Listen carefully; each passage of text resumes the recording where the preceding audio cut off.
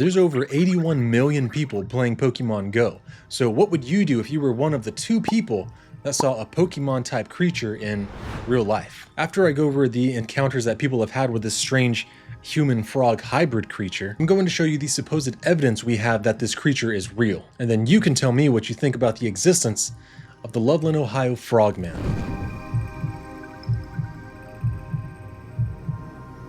There's a variety of names that this cryptid goes by: Loveland Frog, Loveland Frogman, and Loveland Lizard. Regardless of what you know the Loveland Frogman as, its first sighting was in 1955. There are variations to this story though, so there's no telling when it was actually seen first. But typically it's agreed upon that it happened in the month of May. A traveling salesman was on his way out of the Branch Hill neighborhood when he saw not 1 or 2, but 3 frogmen. He said that they were anywhere between 3 to 4 feet tall with leathery skin and frog faces. Some variations say that he actually saw them beneath a poorly lit bridge, and that the only reason he saw them was because they were being illuminated by the sparks of one of the frogmen's wands. After this encounter, they weren't heard from again until the 1970s. On March 3rd, 1972, one of these creatures would be seen again, but this time by a police officer. It was 1 a.m. when Officer Ray Shockey was driving on Riverside Drive next to the Totes Boot Factory and Little Miami River. This time, the frogman was extremely visible. Officer Shockey was shocked when he had seen this creature completely illuminated by his headlights. According to the officer, it was around 3 to 4 feet tall and appeared to be about 50 to 70 pounds. He saw the creature crouched like a frog before it stepped up and over the guardrail.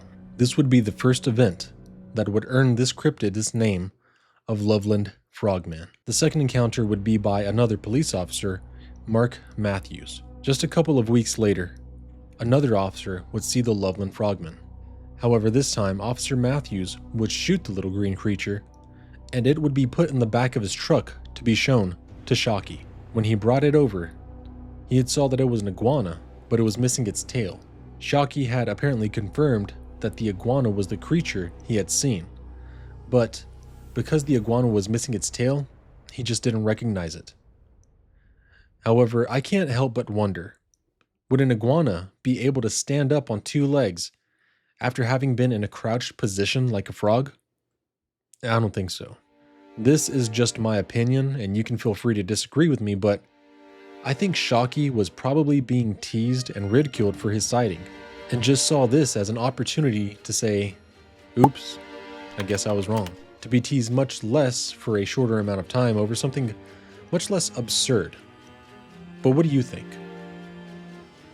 This here is the last sighting before I show you the evidence of the Loveland Frogman, but it's also extremely compelling considering it's where we got the evidence from. In August of 2016, Sam Jacobs and his girlfriend were playing Pokemon Go in Cincinnati, Ohio. Sam crossed over a set of train tracks to the banks of Lake Isabella when he saw the creature, and this is what he had to say about it. We saw a huge frog near the water. Not in the game, this was an actual giant frog. Then, the thing stood up and walked on its hind legs. I realize this sounds crazy, but I swear on my grandmother's grave, this is the truth. And now, here's the evidence of the Loveland Frogman. What do you think this was?